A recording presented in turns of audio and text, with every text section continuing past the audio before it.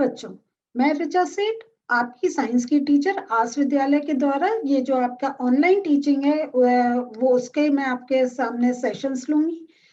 मैं विज्ञान आपको पढ़ाऊंगी। तो इसके पहले कि हम अपना आज का सेशन स्टार्ट करें, मैं थोड़े से आपको इंस्ट्रक्शंस देना चाहती हूँ।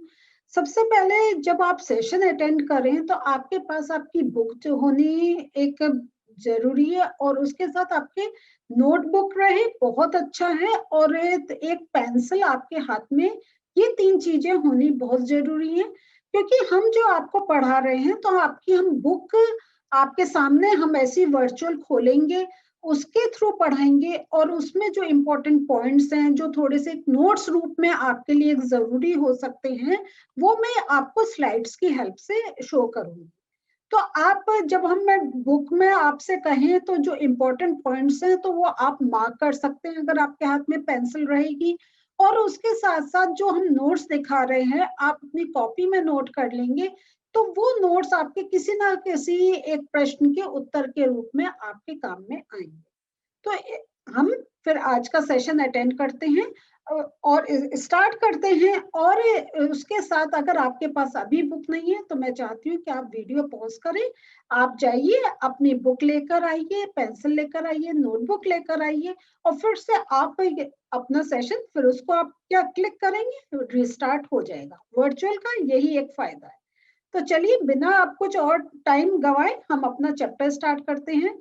तो हम अपना पहला जो हमारा पार्ट है हमारे आसपास के पदार्थ, इसको पढ़ना शुरू करते हैं। बच्चों, हमारे आसपास के पदार्थ, अगर हम अपने चारों तरफ देखें, हमारे सामने देखिए कितनी चीजें हैं, है या नहीं है। अगर अभी आप जहां पर भी जिस स्थान पर भी बैठे आप ये वीडियो देख रहे हैं, आप अपने चारों तरफ देखें, आपको कुछ ना कुछ मिलेगा। या आपको घर मिलेंगे, या आपको क्लास में बैठे हैं तो आपको चेयर्स मिलेंगी, आपको टेबल्स मिलेंगी। आपके हाथ में अभी देखिए बुक है, पेन है, पेंसिल है, और कुर्सी होती है, पलंग होते हैं। अगर हम चारों तरफ देखें तो हमारे हम हो सकता है हम घर में बैठे पढ़ रहे हैं तो हम दाएं बाएं देखेंगे, हो सकता है हमें पलंग दिखाई दे, है या नहीं है। टेबल्स हमें डिफरेंट टाइप की देखने को मिल सकती हैं। तो ऐसे अगर हम देखें हमारे पदार्थों की कोई एक कहीं कहीं अगर हम एक गिनती करके उसको लिखना चाहें वो एक असंभव है। हम चारों तरफ हमारे जो है विभिन्न वस्तुएं हमें दिखाई देती हैं। और उसके साथ साथ जो हमें विभिन्न वस्तुएं जो देखने को मिलती है उसमें हम देखते हैं उनकी शेप अलग है, आकार अलग है, उनकी आकृति अलग है, बनावट अलग है उनकी। तो और क्योंकि उनका अगर जैसे आकार का है, आकृति का है, बनावट का है, इसी कारण उनके उस पर हम उनको अलग अलग नाम देते हैं। कि अगर कोई ऐसा बिल्कुल फ्लैट है हम उसे पलंग बोलेंगे, अगर कुछ ऐसे एक थोड़ा सा टेढ़ा करके कुछ आया है तो हम उसको चौकी बोल सकते हैं, हम उसको चेयर बोल सकते हैं। तो हम देखें तो हमारे से इनके जो आकार, आकृति, बनावट, इन सब में एक हमें विभिन्नता देखने को मिलती है। अब अगर हम आगे चलते हैं तो हम जितनी वस्तुएं हमने अभी अपनी बात करी है, तो ये जो प्रत्येक वस्तु है ये किसी एक सामग्री से बनी होती है या नहीं, बताइए। है ना, कोई लकड़ी से बनी होती है, कोई प्लास्टिक से बनी होती है, कुछ लोहा से बनी होती है। तो हम देख रहे हैं कि एल्युमिनियम से बनी हुई है। इसमें भी हम देखें तो हमारे पास गिनती नहीं है कितनी चीजों से हमारा ये जो है ये सारे जो हमारी वस्तुएं बनी हुई होती हैं। तो अब जिन चीजों से बनी हुई होती हैं वैज्ञानिकों ने उसका नाम दिया है पदार्थ। ठीक है, तो जहां जहां इंपॉर्टेंट होगा वहां वहां मैं आपको बताती चली जाऊंगी, आप मार्क करिएगा। तो ये क्या है, ये जिन सामग्रियों से बनी हुई होती है वस्तु उन्हें हम कहते हैं पदार्थ।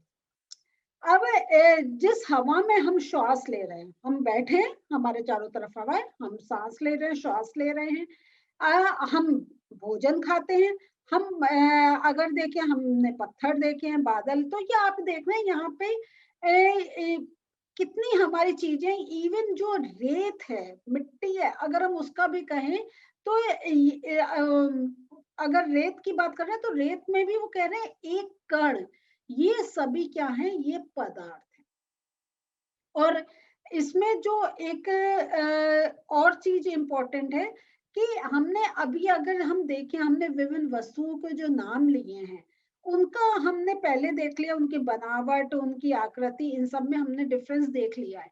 लेकिन उसके साथ साथ हम ये देखते हैं ये सभी वस्तुओं के पास क्या होता है, वस्तुओं का द्रव्यमान होता है, उनका एक मास होता है, और ये कुछ एक अपना स्थान भी घेरते हैं। आप देखिए एक चौकी है, वो एक अपना स्थान घेरती है। अगर कोई बॉल है वो अपना एक स्थान घेरती है। आप टेबल का लीजिए, ये एक स्थान घेरते हैं, है या नहीं है? हम जब बहुत सी ऐसी हमारे जब एक वस्तुएं घर में होती हैं तो हम ये देखते हैं हमें रखने की जगह मिलेगी या नहीं मिलेगी, उसका कारण क्या है? क्यों? क्योंकि उससे पहले जितनी वस्तुएं उन्होंने एक अपना जो स्थान है जो उनका है वो एक घेर रखा है। तो अगर हम ये स्थान एक जनरल वर्ड हम बोल रहे हैं, लेकिन अगर हम साइंटिफिक उसमें बोलेंगे तो उनका क्या होता है, एक द्रव्यमान होता है और एक आयतन होता है। तो आयतन का यहाँ पे देखिए आपको नीचे समझाया हुआ है।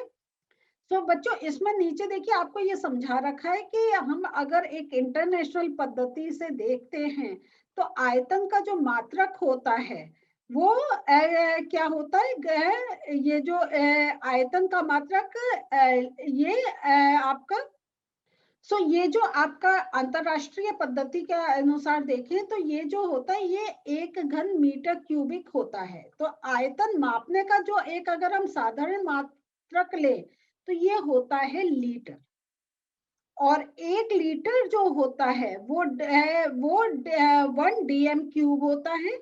और अगर हम इसको और देखें तो ये 1 लीटर 1000 मिलीलीटर के बराबर होता है, और 1 मीटर जो होता है वो 10⁻³ क्यूबिक सेंटीमीटर के बराबर होता है।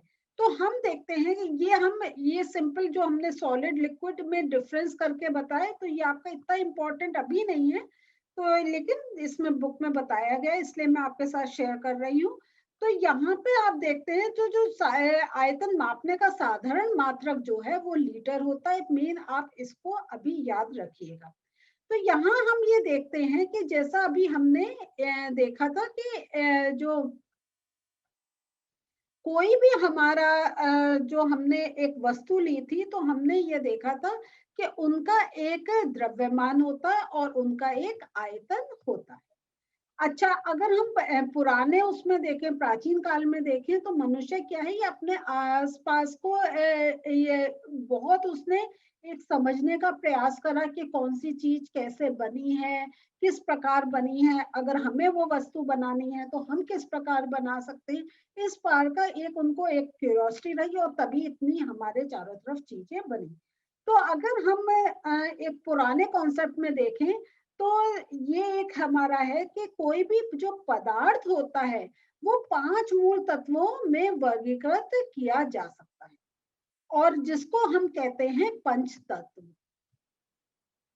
अब ये पंचतत्व कौन से हैं? तो मूलभूत से जिन जो पंचतत्व को हम मानते हैं वो है वायु, पृथ्वी, अग्नि, जल और आकाश।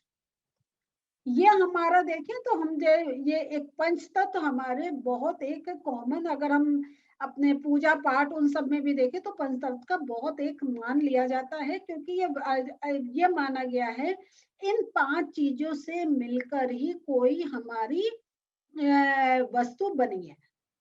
और जैसा अगर आपने पहले क्लासेस में पढ़ा तो अगर हम कहें कि हमारे जितना अगर जैसे खनिज लवण बन रहे हैं, हमारे जो आपके अंदर से हमें जो गैस मिल रही है, हमें जो धरती के नीचे से जो कोयला मिल रहा है, तो हम ये देखते हैं क्या है, जो इस धरती पे जो पेड़ पौधे वर्षों पूर्व मिट्टी में दब गए तो उनपे एक प्रेशर लगा, उनको एक बहुत हाई टेम्परेचर मिला और वो कोयले में चेंज हो गए।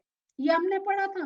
तो मेन वही हो गया कि पृथ्वी के अंदर वो घुसे और जो अंदर एक उन अग्नि से अंदर जो एक उनको हीट मिली, उससे उनमें एक परिवर्तन आया। तो हम अगर पुराना वो सब देखें तो हम ये मानते हैं कि कोई भी हम जो है वो इन पंच तत्वों से मिलकर बना है, और मीन्स कोई भी वस्तुएं है ना, तो चाहे वो सजीव हो या निर्जीव हो। और उस समय में क्या था, जब ये पुराने समय की बात कर रहे हैं, तो जो यूनानी जो दार्शनिक थे ने भी पदार्थ को इसी प्रकार उन्होंने वर्गीकृत करा था, उन्होंने क्लासिफाई करा था कि इसका मेन सोर्स क्या है, क्या यह हमें जल से प्राप्त हुआ है, या ये पृथ्वी से प्राप्त हुआ है, या ये अग्नि से प्राप्त हुआ है। तो इस प्रकार उन लोगों ने भी ये एक वर्गीकृत किया था। अब जो अगर हम आधुनिक वैज्ञानिकों की बात करें, जो मॉडर्न हमारे साइंटिस्ट है, उन्होंने पदार्थ को क्या कहा है, उनको एक, अगर उन्होंने किसी पदार्थ को एनालाइज करने की बात करी है, तो उसको दो प्रकार के गुणधर्मों में एनालाइज करते हैं। एक तो भौतिक गुणधर्म और दूसरे होते हैं रासायनिक गुणधर्म, या उनकी रासायनिक प्रकृति क्या है। मीन्स जब वो किसी और के साथ एक उनका मिलना होता है, तो किस प्रकार उनमें कुछ चेंजेस आते हैं। और भौतिक होता है जो एक हमें देखने से ही समझ में आते हैं कि उनमें चमक है, वो हार्ड है या वो सॉफ्ट है। ऐसे बहुत से कैरेक्टरिस्टिक्स होते हैं जो हम इस चैप्टर में पढ़ने जा रहे हैं। उसमें मेन हम भौतिक गुणों के बारे में बात करेंगे, तो और रासायनिक गुणों का हम नेक्स्ट चैप्टर में बात करेंगे। तो अब हम आते हैं पदार्थों के भौतिक स्वरूप के ऊपर। अगर हम देखें अपने, तो पदार्थ जो है वो हमने ये देख लिया, वो कणों से मिलकर, बहुत छोटे छोटे पार्टिकल्स से मिलकर बने हैं। तो बहुत समय तक क्या हुआ कि पदार्थ की प्रकृति के बारे में दो हमें एक विचारधाराएं मिल रही थी। और वो दो विचारधाराएं क्या थी